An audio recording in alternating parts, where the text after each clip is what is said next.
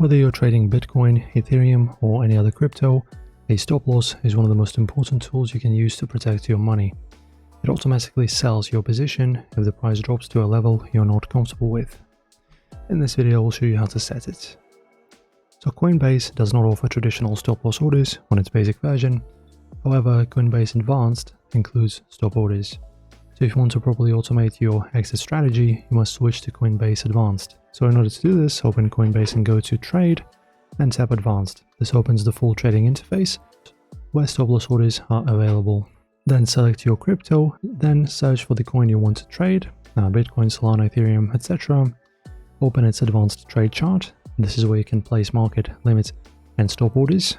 Then to set a stop loss, you must select Sell, since a stop loss closes your position. Under order type, choose Stop Limit, the main stop loss option on Coinbase Advanced. Coinbase does not offer stop market orders, only stop limits.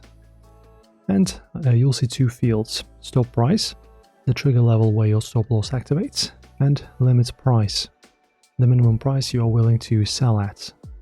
Example, if Bitcoin is 60,000 and you want to protect yourself, stop price 58,000 and limit price 57,000. This means when the price hits 58, place a limit sell at 57.900. Choose how much of your crypto you want to protect. You can use a specific amount and the percentage slider. And then your stop loss will now show under open orders until triggered. And that's how you set a stop loss on Coinbase. Using Advanced Trade gives you proper risk management tools so you never get caught in a sudden drop. If you want more crypto tutorials, make sure to subscribe for more.